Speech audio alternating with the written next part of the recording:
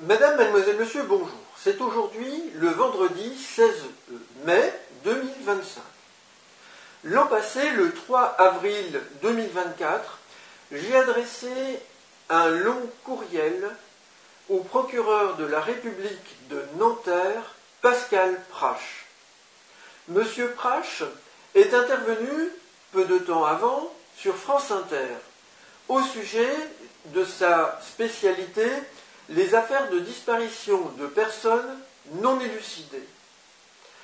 Et vivement intéressé par son intervention, j'ai souhaité, en tant que lanceur d'alerte, l'informer à propos des intrusions extraterrestres et de leurs victimes humaines et animales. J'ai adressé à M. Prache une longue lettre dans laquelle j'ai cité plusieurs cas, parmi lesquels des cas qui ont été portés directement à ma connaissance. J'ai cité d'autres exemples. J'ai cité l'association de victimes Séro-France, etc.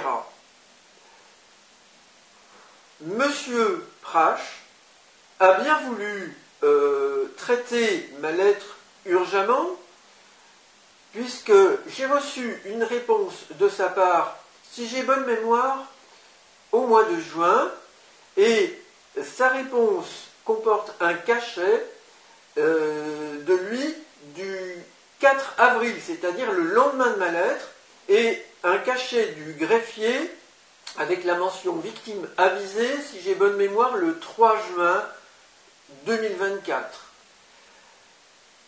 Cette réponse de M. Prache me dit quoi, et je vais dire nous dit quoi, je la partage avec vous car nous sommes tous concernés.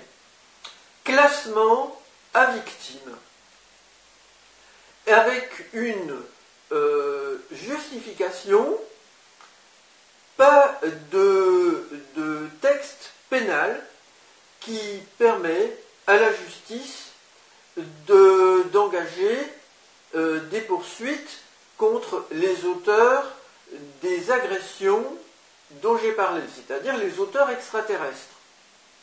Alors, cela me conforte moi-même dans ma démarche depuis 2008 qui consiste à informer la population et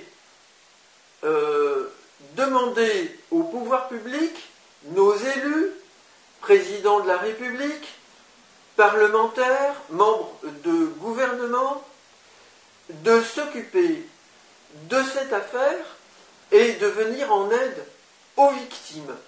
Nous avons besoin de nouveaux textes de loi adaptés, spécifiques à ces problèmes qui pourtant ne sont pas nouveaux, car cela fait plusieurs dizaines d'années, au moins, que des faits d'enlèvement, d'agression de personnes par des intrus extraterrestres ou des entités présumées comme telles sont rapportés par des témoins ou sont rapportés par des spécialistes de ces questions qu'on appelle ufologues.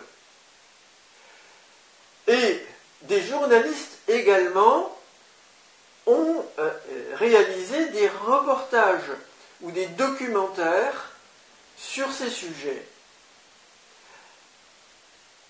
Le problème principal est que l'État français et d'autres États ne veulent pas reconnaître qu'il y a des intrusions extraterrestres et que ces intrusions extraterrestres causent des victimes dans les populations humaines et animales, par exemple, quand je dis animales, des animaux de bétail. Alors, je souhaite vous rappeler que moi-même, j'ai été ancien contacté par des intrus extraterrestres qui utilisent de moyens d'intrusion psychique dont je condamne l'usage, même pour être agréable avec des personnes, car il s'agit de formes d'influence, de viol de la conscience humaine, et que nous n'avons pas d'accord collectif envoyé à l'adresse de ces extraterrestres pour leur signifier que nous approuvons ce genre de comportement.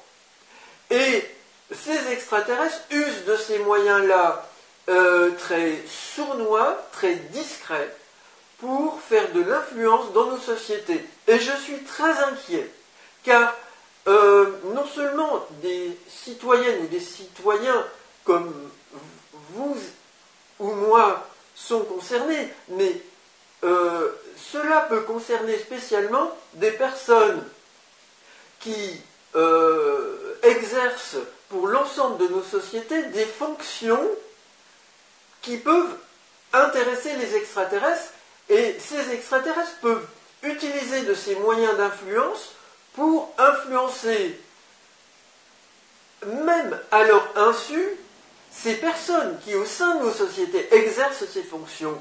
Je voudrais dire par exemple que dans le livre Rencontres extraterrestres du CIRO France, Contact et Enlèvement lors de rencontres OVNI, c'est cette association qui prend en charge des victimes d'agressions extraterrestres, il y a une personne à la fin qui travaille pour notre entreprise dans le domaine spatial. Et cette personne se dit agressée par des extraterrestres.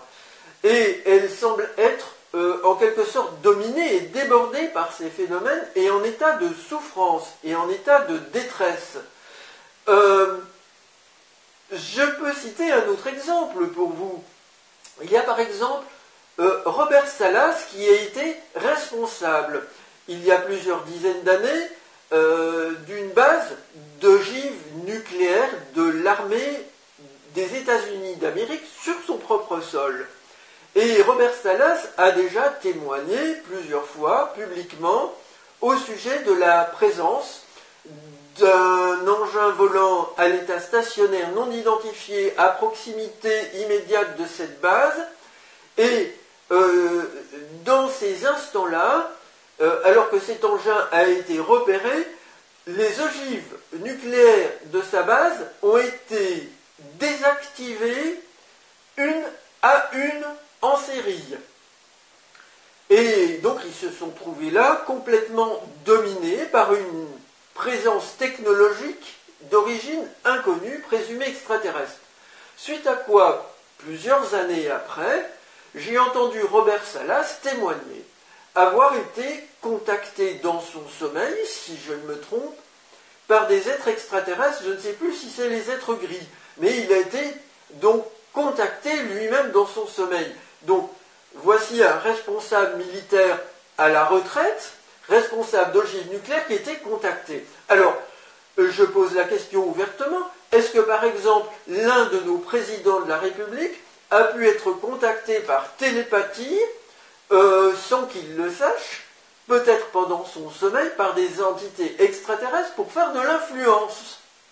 Nous en sommes là. Nous devons absolument mettre tout cela au clair. Nous ne pouvons pas continuer ainsi avec de pareilles menaces sur nos consciences et sur nos sociétés.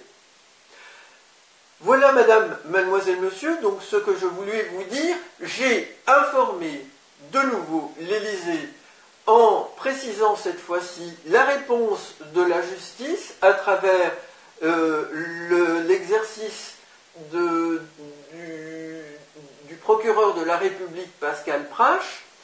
L'an passé, j'ai informé très récemment, les 14 et 15 mai, la présidence de la République et de nombreux députés et sénateurs pour leur demander, en parlant de la réponse de Pascal Prache, de travailler sur des textes et de rendre officiels ces problèmes.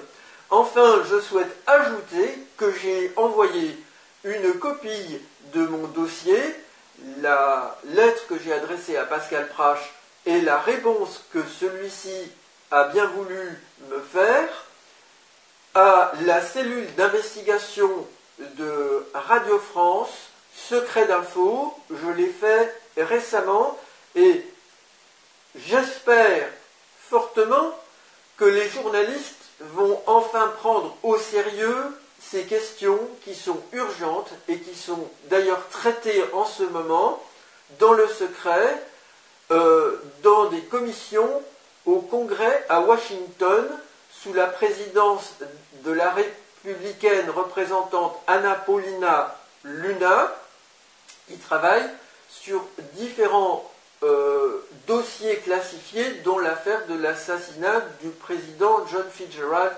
Kennedy. Je pense que nous en saurons plus prochainement en provenance des États-Unis d'Amérique. Madame, mademoiselle, monsieur, vous trouverez des éléments dans le dossier de cette vidéo, mais encore une fois, je ne souhaite pas produire les documents dont je vous parle ici. Je vous remercie pour votre attention.